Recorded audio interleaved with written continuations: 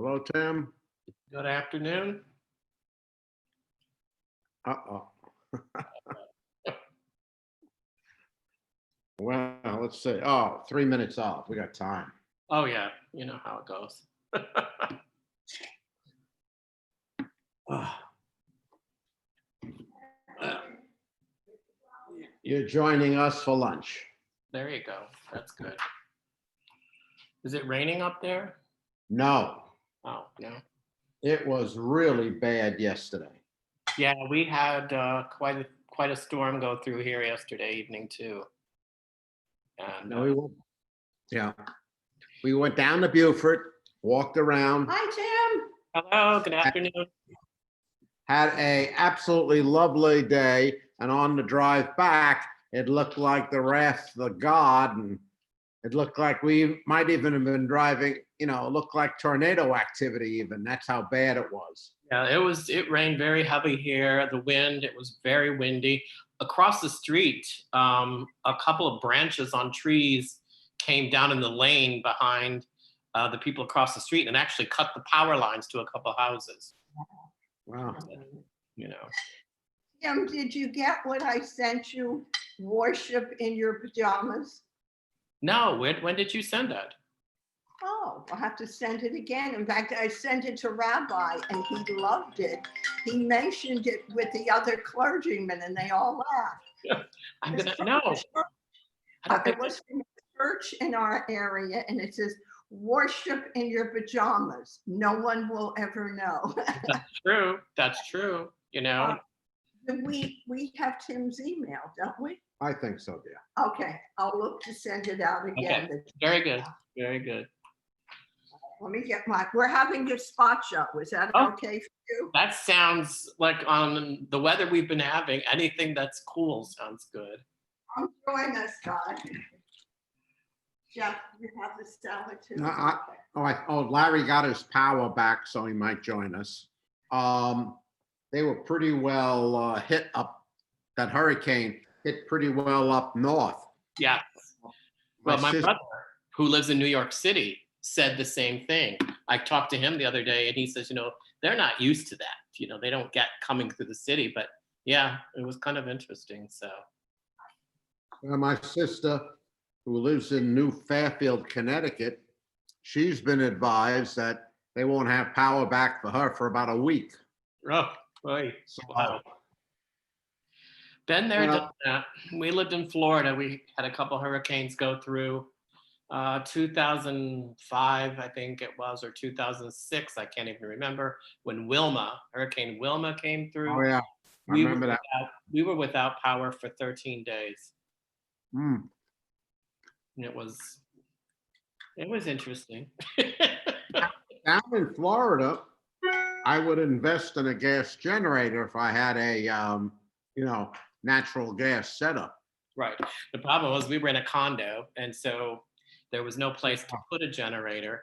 They had one for the building, so you could go to the common areas and it would be cool, and you could charge your phone, and they had television down there and whatever. But in your own unit, you just were kind of on your own, Well, at least you had a place to charge the phone, so you Right. were in contact with the world. Right. And there was no hot water, of course. So you learned to take a very, very quick shower.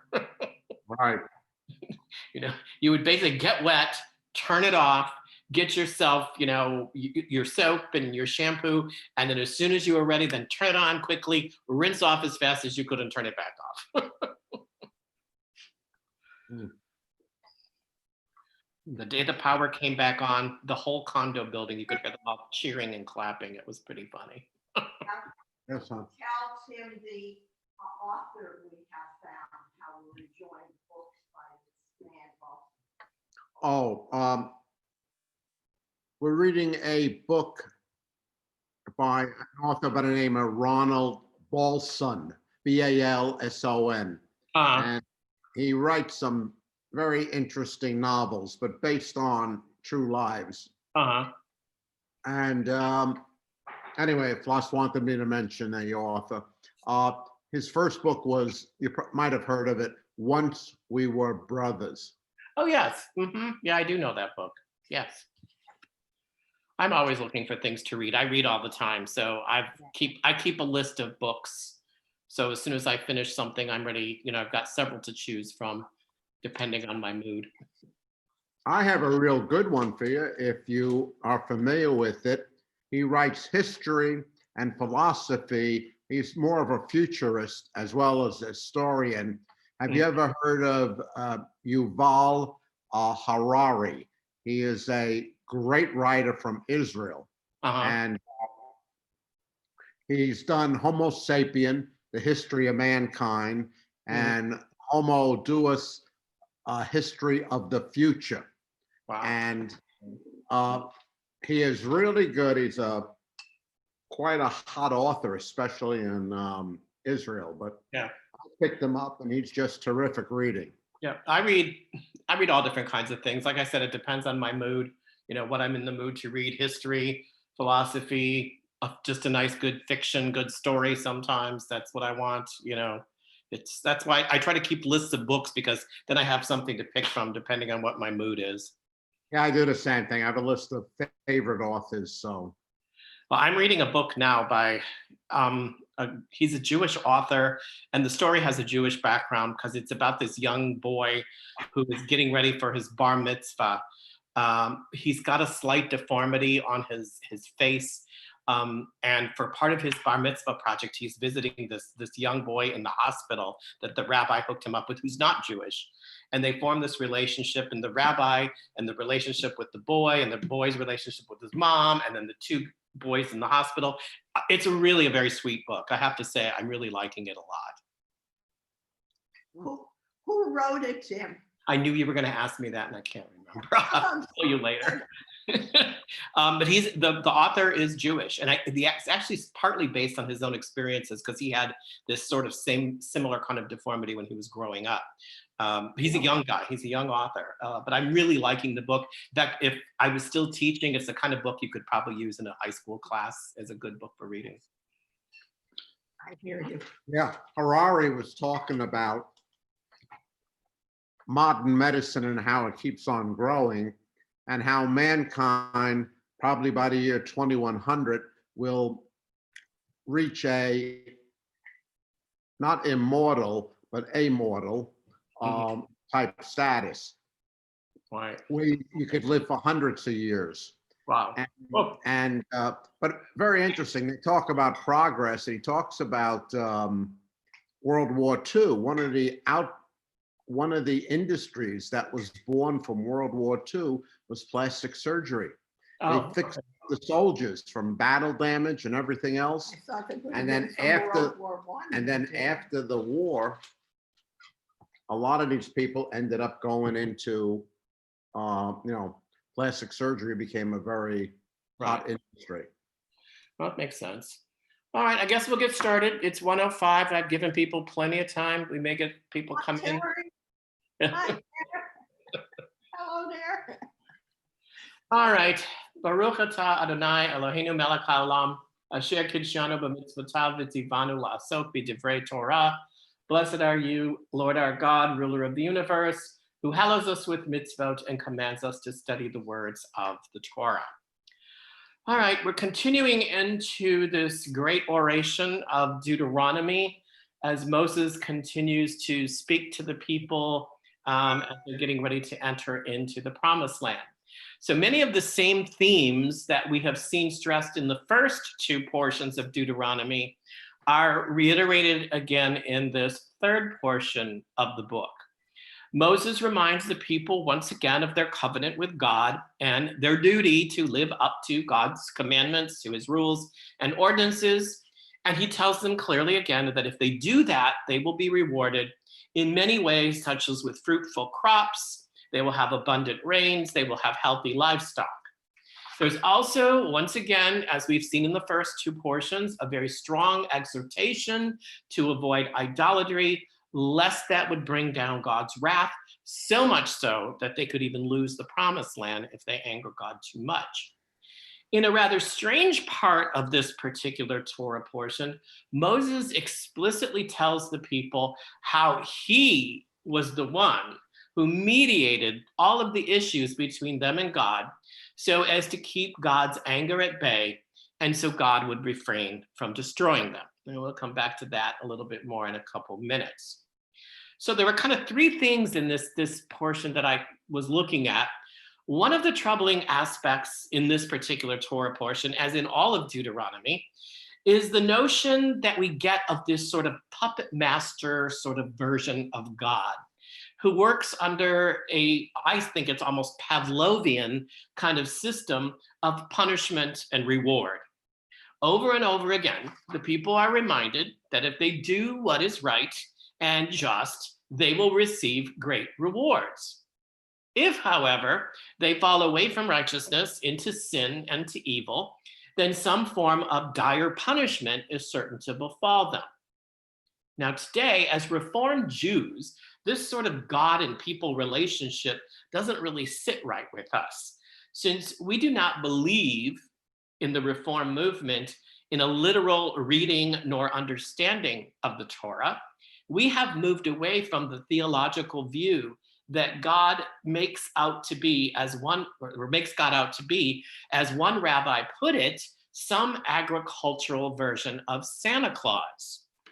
Most of us wrestle with our own individual concepts of God. Now, not every one of us will necessarily understand God in the same way, and that's okay.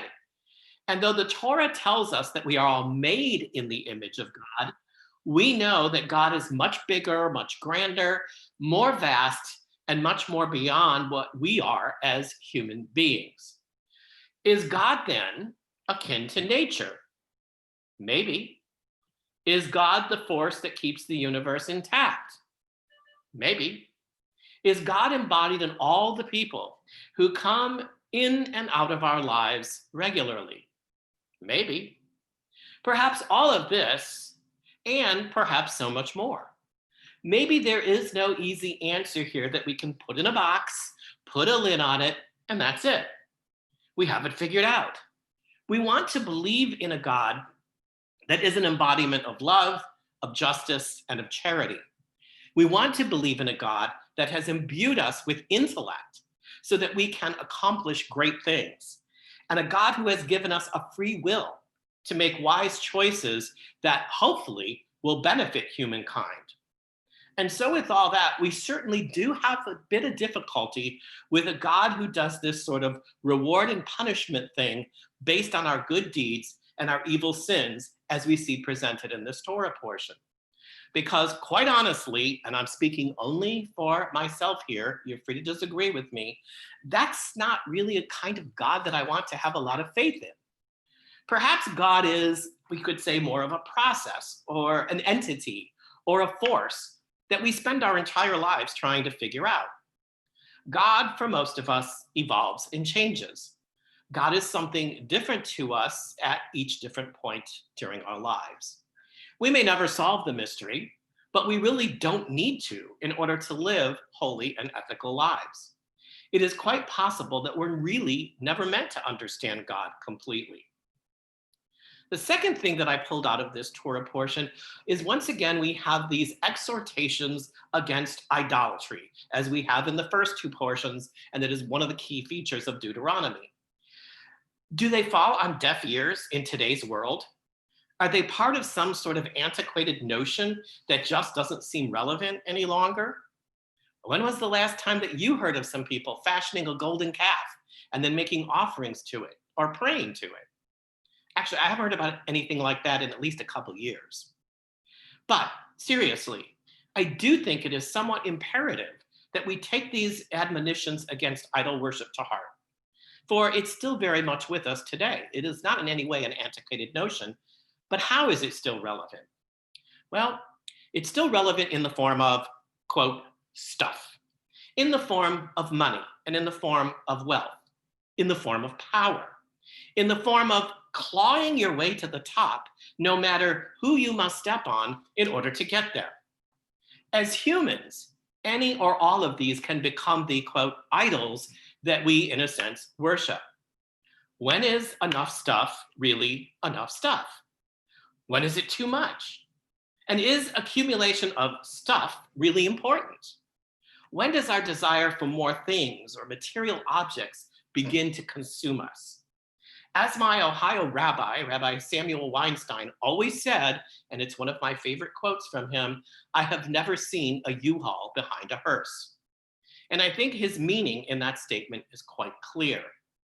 Now, if you have seen the film Uncut Gems, it illustrates to us a very sad and pathetic story of a man whose quest for more stuff, more riches, brings him really only one thing: death. We never see him at any point throughout the film as being really happy or really content. The idols that trap us in our modern world look much different from those in the Torah.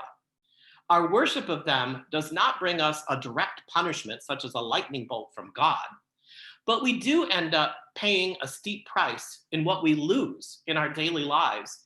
And so in a way, we punish ourselves. So yes, idolatry of a sort, different from in the Torah, is alive and well in our modern world. Finally, the third thing that I pulled out here in this Torah portion is, as Jews, one of the things that we know makes us different from other religions is we do not believe in intercessory prayer.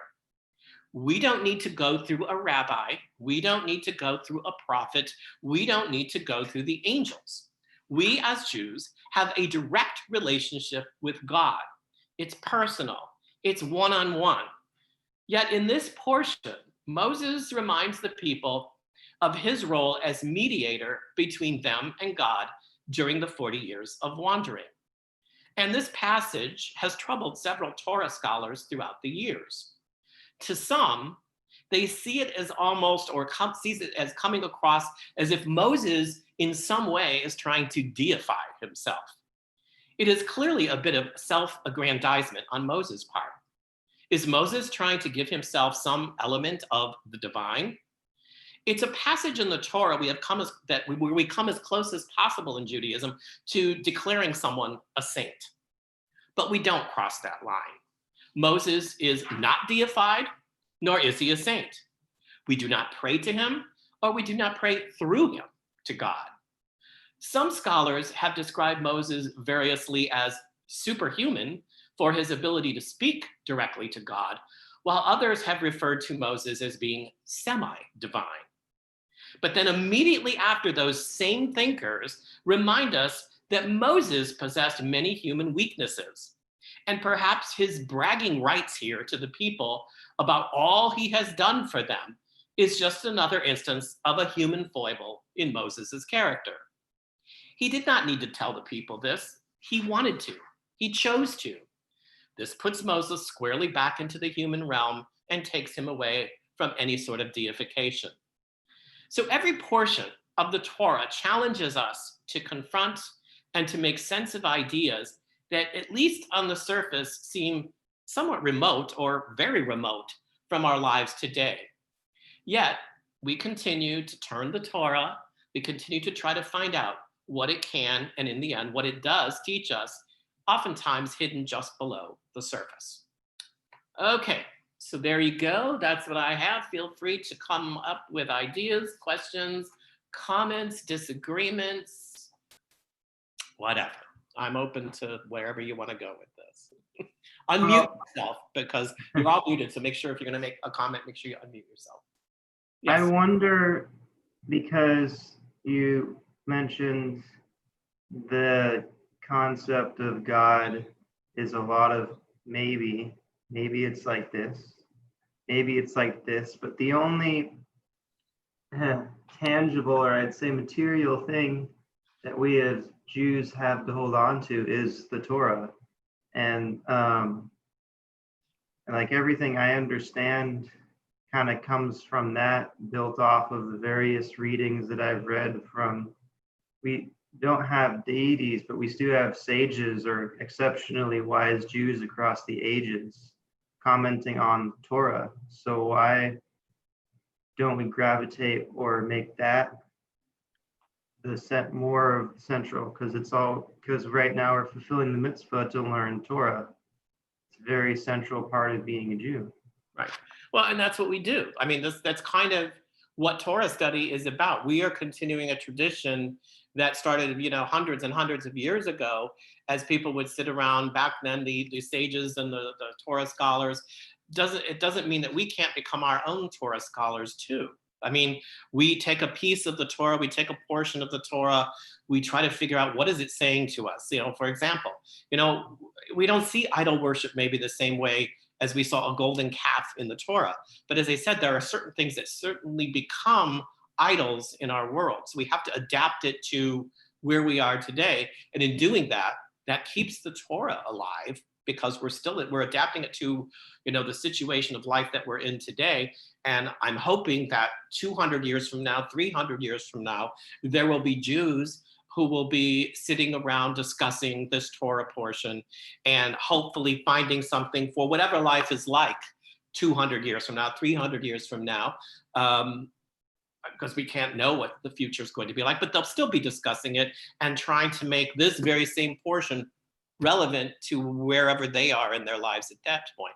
That's part of the beauty of Judaism, is that we have this ability to take the Torah and keep looking at it, as I said, turning it, figuring it out, so that it continues to be a living document. It's not just something that sits there.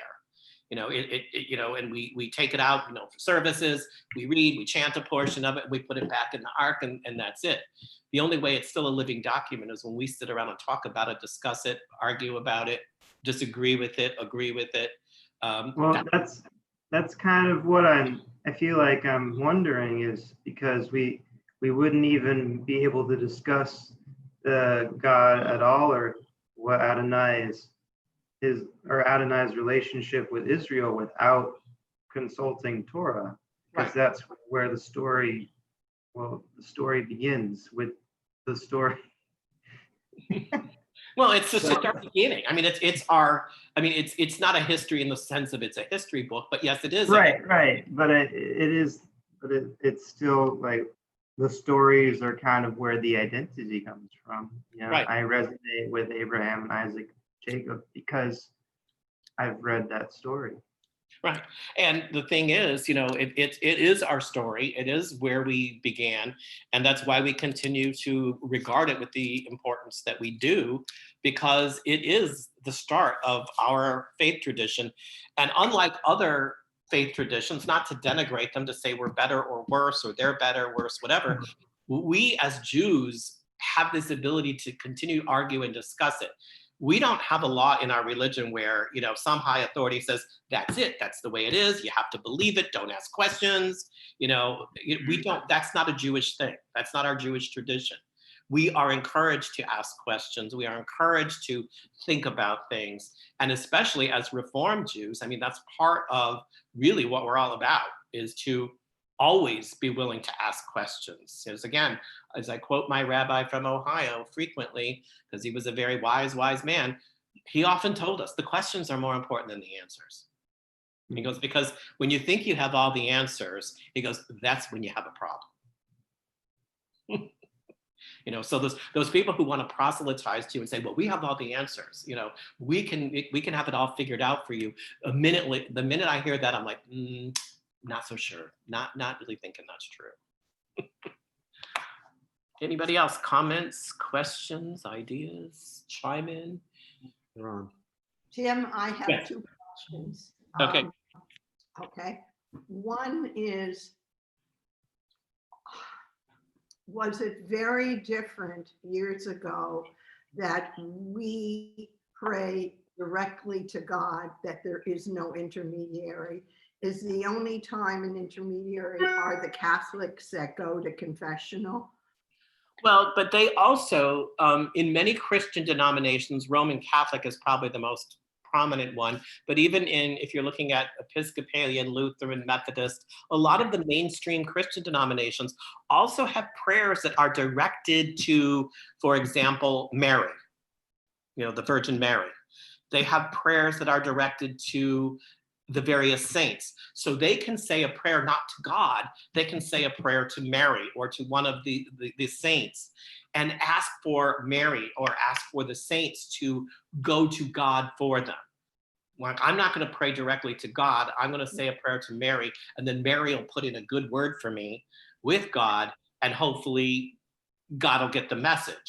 We don't do that. We have great figures in our history like Moses, like Abraham and others, but we don't pray to them. There are no prayers in Jewish liturgy that are directed to anybody other than God.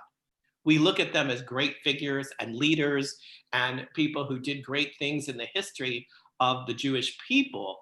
But I don't know that anyone would even think to sit down and say, I think I'm going to write a prayer to Moses, or I'm going to write a prayer to Abraham, or to anyone else, or to Jacob. I mean, we don't do that. Plus, when we do, as you said, intercessory, the Roman Catholics believe that for sins to be forgiven, you have to go to the priest. And the priest has the power to forgive your sins sort of in the place of God, I guess. Whereas, as we know, when we stand in Yom Kippur service, on the Day of Atonement, it's a one-on-one. All of us as a congregation have to go directly to God and say before God, I'll be talking a little bit about this in one of the high holiday classes, but we actually kind of, the metaphor is we sort of stand naked and bare before God and say, here we are. Here we are with the good, the bad that we've done, the things that we need to do better on, the things we need to fix. But here we are, God, and there's nothing between us. There's you, God. Here's us, and let's try to do better. Let's try to make it right. And I'm sorry for what I've done, and hopefully I'll do better next year. And we also, which I've always thought was wonderful, that we ask forgiveness by someone we felt we had wronged, that it's not so much God interfering or in the middle, but we go to that person and say, I have, all right. Yes, God can forgive us for sins we commit against God. God can say, okay, let's just start over and slate his wipe clean. But if it's an individual, whether in our family, among our friends, our coworkers, colleagues, whatever, it is upon us as Jews to go to that person and ask forgiveness. The person has the right to say, yes, I forgive you. No, I don't. But your job, once you have asked for forgiveness, is what you are commanded to do. And hopefully they will be able to, make it right with you, and you can move on from there. Two other very quick questions. One, was Moses married? Was there a Mrs. Moses? And, I don't know. And I wasn't at the wedding, so I don't know. I didn't get my invitation. It must have, since they're having these issues with the mail. Okay. And second of all, when you said, as far as Moses was telling the people to do right and be righteous, did they learn what was right and wrong from the 10 Commandments? Was that mainly the guidepost of, if you broke any of those 10 Commandments, then you were on the bad side, so to speak? Well, clearly, the 10 Commandments were guiding principles, and they knew that breaking them was certainly going to put them on, the wrong side of God and their relationship with God. And that is something they had to be aware of. But remember too, that all through the wandering, in the desert, Moses is also, bringing down other ideas from God and telling the people, okay, I'm telling you, this is what God wants us to do. For example, there's a point where we are commanded to have a Day of Atonement, where we are commanded to have Rosh Hashanah. They never use the term Rosh Hashanah in the Torah, but it is Rosh Hashanah that they're talking about. All of that also comes from God through Moses to the people. So even beyond the 10 Commandments, we're being given also directives for ways that we are to mark time, ways we are to celebrate. We have Sukkot and things of that, and that's all in the Torah. So there's a lot even beyond just the 10 Commandments, where God is telling the people through Moses that this is what you have to do. This is what I'm expecting of you. And that's why Moses in Deuteronomy keeps reiterating to the people over and over again, you have to do what God is asking of you. Follow his commandments, his rules, his ordinances. And if you do, then all will be right with you. If you don't, they even go so far as to say, God can turn his back on you and you lose the promised land, and then you have nothing. You have nothing. So there's that. Moses did have a wife, because remember in the Torah, they talk about but she was of another tribe, because remember, they're gossiping about Moses. Aaron and Miriam get caught gossiping about Moses, and God wants to punish them. And it's once again, Moses intervenes and says, don't punish them, don't punish them. You know, okay, they were saying some nasty stuff about me and pointing at me and whatever, but it's actually Moses who asks God, says, don't punish them. I don't want you to punish them. I don't want you to banish them. You know, we'll move beyond it. So we don't know anything else about her. We don't really, again, it's one of the, there's so many figures in the Torah who are mentioned once, maybe twice, and then they sort of float away and we never find out much about them, you know, where they ended up, what happened in their lives, you know, they're just there for whatever purpose they're there for at the moment of the story that's being told. And then we just kind of go, just gone, vanished. No children, didn't have any children? Moses? Yes. I don't remember. I tried to remember whether Moses had children or not. Does anybody else remember Moses, his kids? Like Moses Jr.?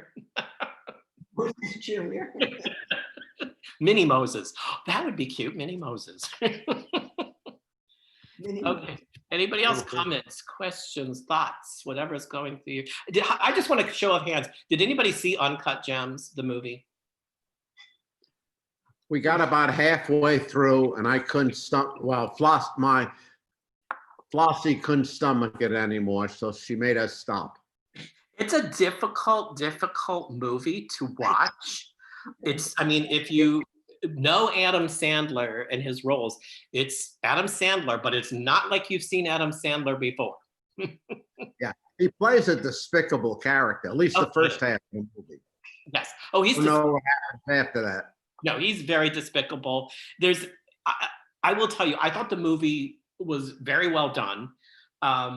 And I thought his role, he played an amazing role, because I'm not an Adam Sandler fan really, but he's so different in this movie. Oh, yeah. And it does have a Jewish theme because it's a Jewish family. There's a whole scene that takes place at a Passover Seder, so to speak. So it does have that element. The reason I thought the movie was effective, and yes, it's very difficult to watch, and I don't think I could ever sit through it again, is I thought the film was so effective because by the time the movie finished, I was exhausted. I was exhausted because it never stops. His quest to get that diamond, his quest to get the money is just so encompassing in his character that he never stops. He never stops. And by the end of the movie, I just felt physically exhausted from watching him just run after this money, these riches, and never stop, which is his idol. That's why I use it as an example. He clearly, this is what he worships in his life. It's what's driving him in his life. So I thought the film was very effective because it was able to make me feel that sense of exhaustion by the time it was over. But I will agree, it's a difficult movie to watch. I have to say, I think he was a little cheated, at least not getting nominated for some kind of award for it, because it's so different for him. But if you haven't seen it and you want to watch it, just know it doesn't let up. It just keeps pounding and going and going and going. And he is despicable. I'm trying to think if there's any redeeming qualities in his character that I can think of, and not really, not really. It's one of those movies where the main character, you just don't like him, and you're not Exactly like him. Right. But, and he makes you not like him. So if that was the point of his character, his acting, and the director, and all of the storyline and everything, he succeeded brilliantly, absolutely brilliantly. So, anybody else? Comments, questions, comments? Kind of commenting off of that, the dislikable character. I was just reviewing the section of Deuteronomy that this week is based on, and there was a passage where Moses is reminding the Israelites, you're a stiff-necked people. You're very difficult to get along with. You keep disobeying, and this is why we've been in the wilderness for 40 years. And it's really wild how that's such a character trait of the Israelites, and that they and that I just read the part, I'm giving you these lands, or I'm dispossessing not the inhabitants of this land, not because you deserve it, but because everyone else is a little bit or even more Despicable. bad than you. Yes. And I guess like I just wanted to comment like, wow, like, it's really it's a one. I mean, it's a wonder that people can find us difficult to get along with, and at the same time, we have the whole welcome the stranger because you are strangers. So we try really hard to be good neighbors, and yet we can be not so good neighbors. Well, yeah, I mean, there is that, you're right. There is that exhortation where he says, you know, you are very stiff-necked, and we've had issues all the way through the wandering where you have not listened to me, you've not listened to God, and you've brought, you know, anger, and Moses gets angry and God gets angry, and then they have to make their peace and then move on from there, and then it happens again. And yet, yes, they're being given this land, and yes, the people you're going to displace here are just totally horrible heathens or whatever, and you're going to take over because they have promised to live up to God's covenant. When God presented them with the idea of the covenant and the Torah, they said yes. Now, have they not done a perfectly good job of it as through the wandering, and there's been backsliding and whatever, but no one ever said it was going to be easy, and no one ever said it was going to be perfect. And so then they move beyond it, and they make their amends, and they move beyond it. But it sort of is an sort of auspicious, inauspicious, I'm not sure, beginning here for, you know, the Jews to coalesce and become cohesive as a people, which really will happen more so once they're settled, you know. But this is something, I mean, I believe that's in the Rosh Hashanah liturgy or in the Yom Kippur liturgy. I'm getting very familiar with it since I'm getting ready to present these classes, where there is actually a prayer that we say on one of the high holy days where we call ourselves, we say, yes, we are these stiff-necked people. We actually put that into one of the high holiday prayers. And we actually stand in the synagogue and say before God, yes, this is who we are. This is who we are.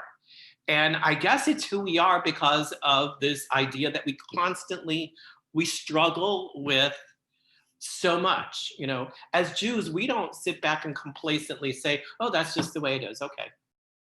We are always struggling, and we're always questioning, and we argue. I mean, there's the joke. I don't know if it's common down here in Savannah, but up north when I was in Ohio, we would always joke about the Jewish goodbye.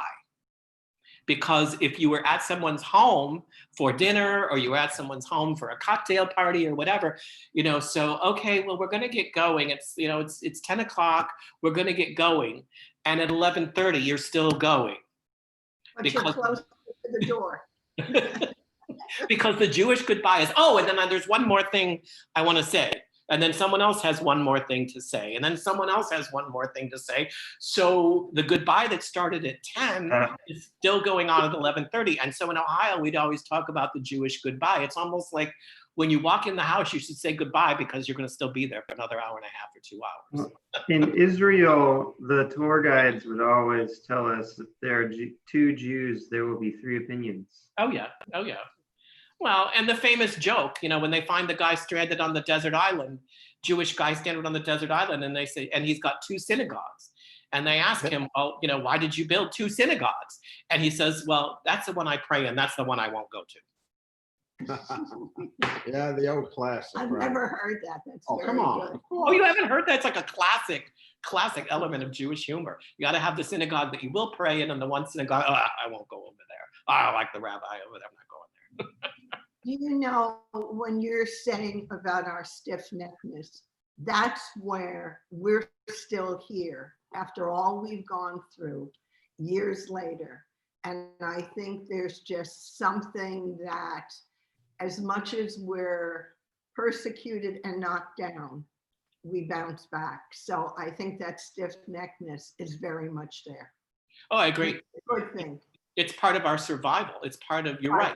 There have been so many attempts to, to do away with us, to just do away with our peoplehood and our faith and everything.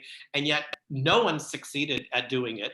We're small in number. I mean, I had a big argument with somebody several years ago. I said to somebody, I said, there's only 14 million Jews in the entire world, including Israel, the United States, and scattered throughout other countries. And the person said, oh no, that's not true. That's not true. There's probably as many Jews as there are Christians, or there's probably as many Jews as there are Muslims. I said, oh, absolutely not. I said, the number of Christians, the number of Muslims in the world far surpasses the number of Jews in the world. This is somebody who then finally had to go get a source. This was before we had everything on our phones. Go get a source and look up the numbers for the major world religions, and then said, oh, you're right. There's only about like 13.8, 14 million. He says, but it just seems like there are so many. And I said, why do you say that there's so many? What is it? He goes, well, because Jews have been so prominent, in science, in medicine. Jews have been prominent in the arts, in literature, in so many different areas. And I said, well, that's part of what's allowed us to survive. Is that we are, and we take our abilities, what we learn with us. You can take away my furniture, you can take away my clothes, but what's in my brain and what I've learned, you can't take that away from me. You can't take it away from me. So we studied and we learned, and we became people who, for many reasons, were able to survive because we studied and learned. I've had a very similar experience in Tybee Island with my coworkers there, where when I was explaining that I was coming to services, and they definitely thought there were at least as many Jews as Christians in the world. Right. And I had to explain that. Yeah, I know. But it's because we have been told, as Jews, part of our mission in the world is to make the world a better place. And it doesn't say make the world a better place, comma, just for Jews. It is make the world a better place, period. And that means making the world a better place for everybody who lives here, Jewish or not. So we have contributed in ways to make the world a better place. Whether you're Jewish or not, that's not the point. When we accepted the Torah, and God said you are going to be a light unto the nations. Well, being a light unto the nations is to set an example and to give back. And we've done that. And we've done that in very, very prominent, big ways, and then some that are smaller. But, it's not that we just do it for ourselves. We do it for everybody. And so we seem to have, a number of people who are prominent in so many different fields, who have done so much great work in so many different fields, that people think that, oh, there's got to be at least, a couple 100 million Jews in the world. It's like, no, no, not true. But yet we're still regarded as one of the world's great religions. Though our numbers are so much smaller than Christianity, so much smaller than Islam, we are still regarded as one of the great religions of the world.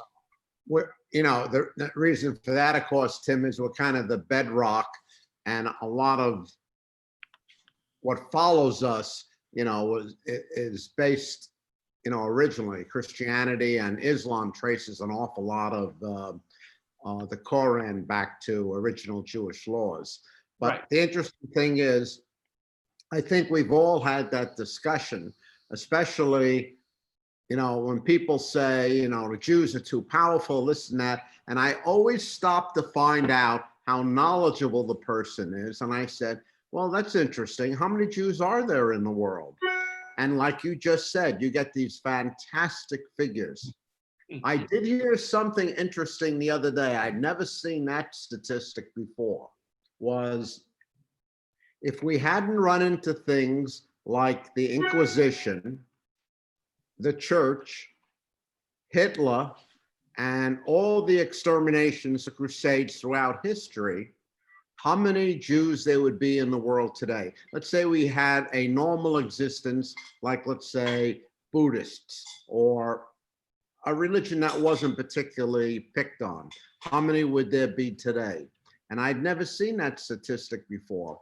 And it comes out to be 200 million, which is, you think of all the lives that are really lost. It wasn't just 6 million that went down. It part of a progressive. Oh yeah, So exactly. there'd be another 184 million today if things had gone quote unquote normal. Right. No, I mean, yes, we have lost generations and generations that would make us far more numerous today in comparison to other religions of the world. But all those generations from all these various throughout history where we have lost people have kept our numbers smaller than they would be. I mean, even just you think about, when you think about it, that in Poland, about 90% of the entire Jewish population in Poland was, murdered. Is such a huge statistic right there, and that's one country under just the Holocaust under Hitler.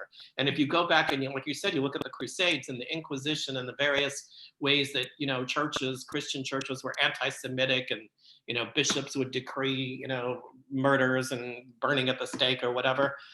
Yeah, we could be a lot more numerous, but then it all comes back to we're still here. Yeah, we're still here.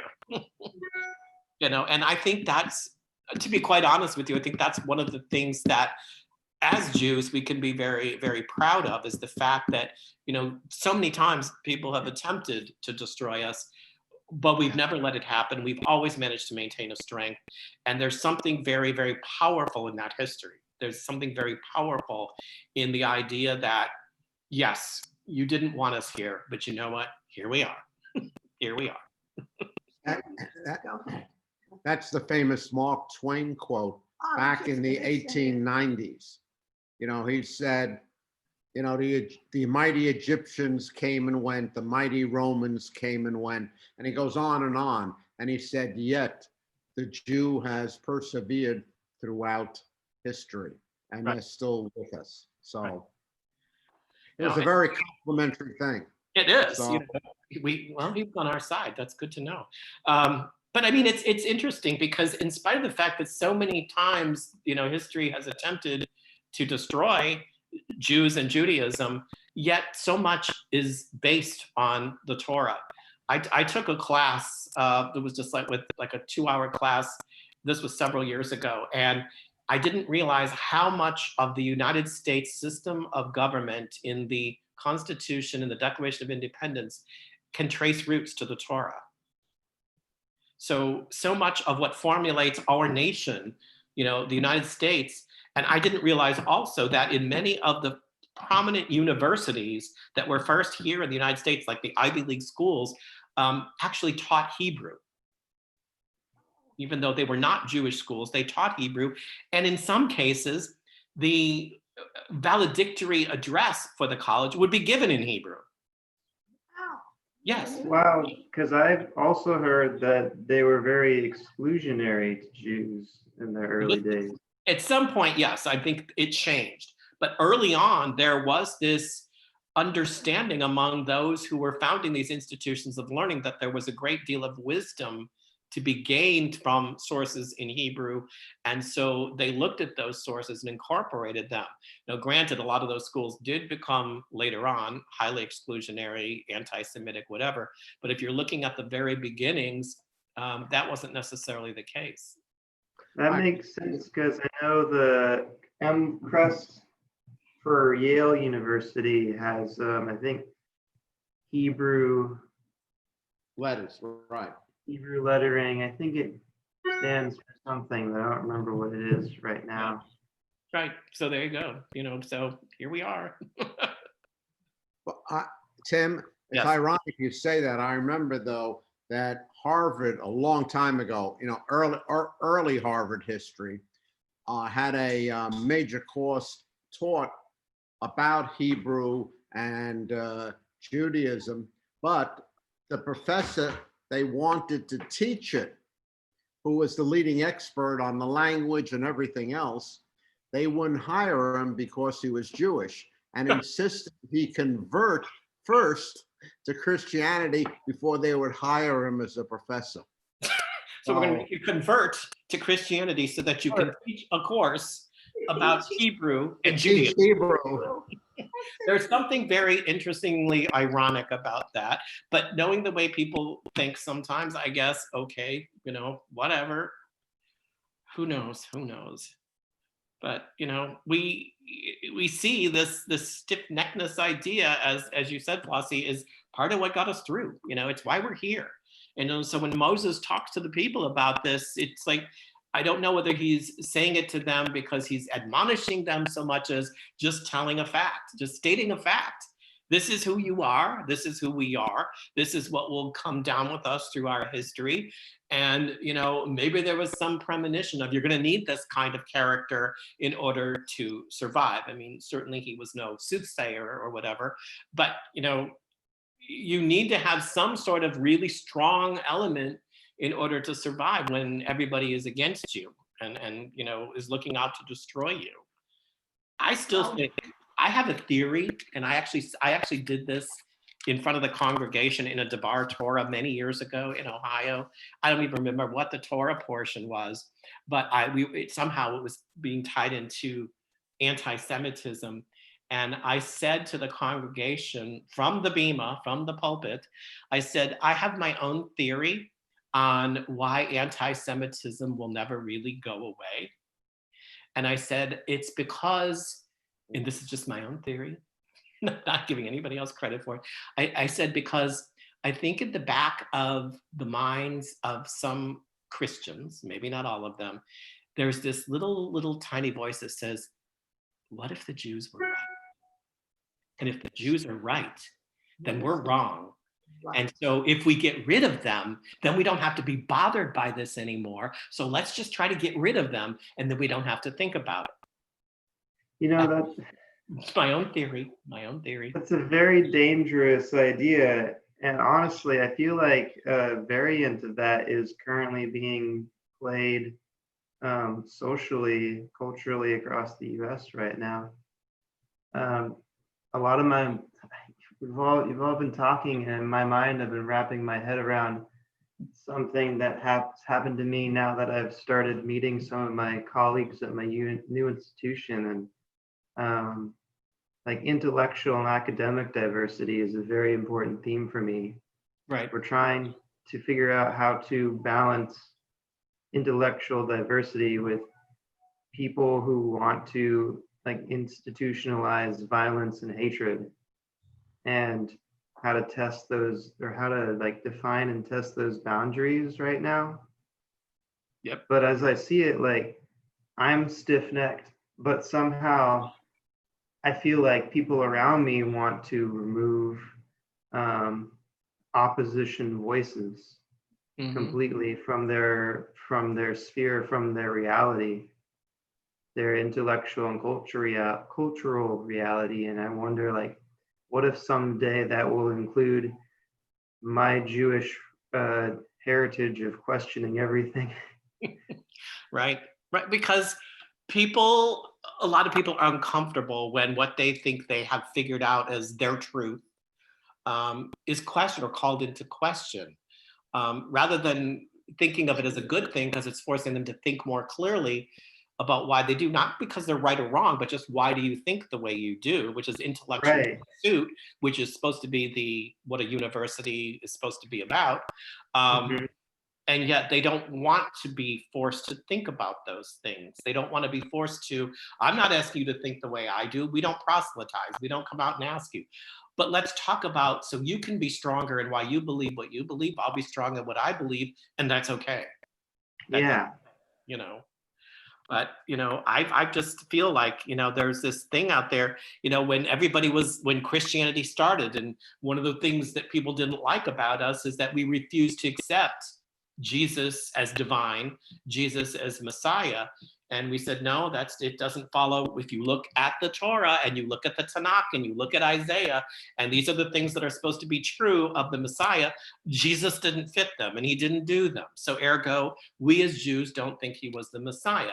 He was a nice Jewish guy and he was a teacher. They called him rabbi, you know, but we didn't think of him as divine. We didn't think of him as the Messiah. So there's always this thing in the back of Christian minds that we thought he was, but the Jews don't think he was. What if the Jews are right? And we've been hoodwinked all these years. I mean, it's just something to think about. I'm not going to go up to my Christian friends and say, oh, you might be wrong, but Of course, of course. but it's just something kind of fun to think about, and this is why we as Jews, at least I do, I have a real issue with these people, these Messianic Jews, the Jews for Jesus, Yeah. because I think that if you're going to be Christian, declare yourself as Christian, be proud of it, support it, follow it. If you're going to be Jewish, support it, follow it, be proud to be Jewish. But they want to have one foot in each camp. Yes, So like, I want to be Jewish, but I want to be Christian, but I want to be Jewish, but I want to be Christian. And it's like, declare yourself already. You know what, Tim? It's their right, but Right. my problem with the group was how and why it was founded. The funding that came in for that originally came in from the Baptist movement. And really, it was supposed to go out, and it was a stepping stone to proselytize Jews. They don't do that initially, but later on, after you've been there for a year or two, then they make the proposal that, you go all the way and become, true Christians. Well, they infiltrated, or they tried to infiltrate our synagogue in Ohio.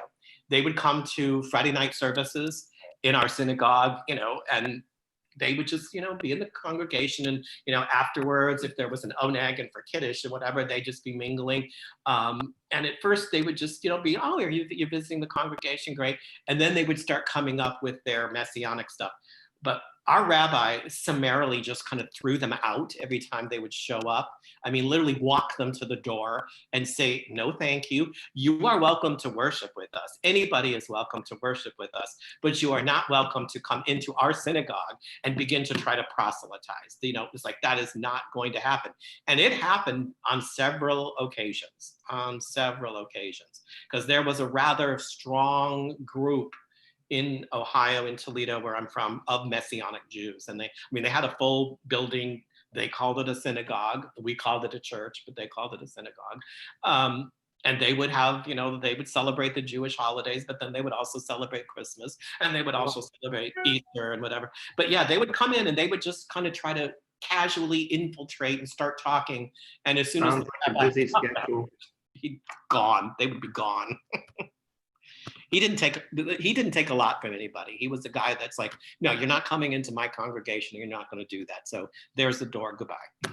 They're very active in Israel. I don't know if you know that. Yes. And Israel takes a pretty dim view of it too. So yeah, do what you want to do, but do it for yourself. Don't come out and try to convince us that don't convince us that you have all the answers, because I don't believe anybody has all the answers. Christian, Jewish, Muslim, I don't think anybody has all the answers. Well, what do you do when you confront someone who's trying to tell you the answers? What you do? You just tell them, no, you don't. Sorry, you might think you do, but you don't. I'm pretty out there with that. I mean, I'm not going to let anybody, and I don't want them knocking on my door, whether it's the Jehovah's Witnesses or the Mormons or whatever. You say, I didn't bring up a question, so I'm not asking for your answers. Right, exactly. If I had a question, you could give me an answer, but I have no questions. Go on your way. Have a good day. Don't bother. We all confront it. It happens. They're out there. I mean, there's a couple when I used to, have to walk. Not as much now, but when I would walk into work, I'd park and I'd walk through one of the squares to the synagogue. There were always these Jehovah's Witness ladies who would be sitting on one of the benches. Always. I mean, at least once a week, the same ladies were there. And, they would try to give me their, I don't remember the name of the magazine, Watchtower or whatever it might be. And finally, a couple times after it happened, I stopped and I said, ladies, I'm just going to tell you right now, I work just right up there at Mikveh Israel. I am Jewish. I'm very happy and secure in my Jewish faith. It works for me. It fulfills me. So I don't want to take your tracts. I don't want to take your magazine because it's just going to end up in the trash. I'm going to respect you for what you believe. If you could respect me for what I believe. Ever since then, now we chat. Oh, how's the weather? How are you doing? And we have a great relationship because now they know that I'm not someone they need to start, trying to preach their thing to. I'm not going to preach to them. So we can just have a very nice, casual couple of minutes of conversation. I go on my way, tell them to have a nice day, and that's the end of it. So we pay our piece.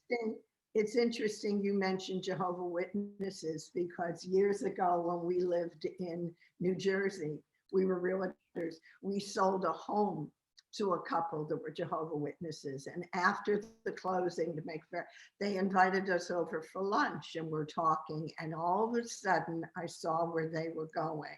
Oh boy. I looked at Jeff, and Tim, I'm not shy. And I said, I'm very happy you're happy in your religion. Guess what? I am too. Right. So don't waste your breath. I'm not here to convince you to be Jewish and you enjoy your religion. And we never saw them again. Well, see, they were hoping that maybe they had a couple, live ones here we could do. And when it was quite clear that it wasn't going to work. But it's funny when you realize where they're going and you're going, yeah. Wait a minute, I don't want to go there. Right, right. I'll respect you and your beliefs. Give me equal respect for my beliefs, and everything will be fine. But we're not going to go into this, kind of thing. It's just not going to happen. So. All right, everybody. Thank you very much, Tim. It's been a fun hour. Oops, I just heard thunder. Where are you, if I can ask, the young man here? Location. Me? Yes, Oh. location. I'm in New Orleans.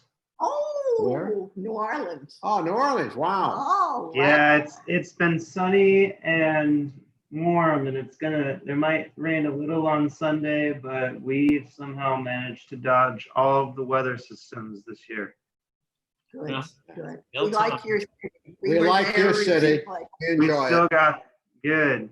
Yeah, I'm looking forward to when I hear music all the time again. I was just thinking of that Yeah. with your music. Well, be Yeah. well. Shabbat shalom. Yeah, Shabbat Shalom, everybody. Take care. Have a good weekend. You Thank too. you, Bye. everyone. Shabbat shalom. Good night.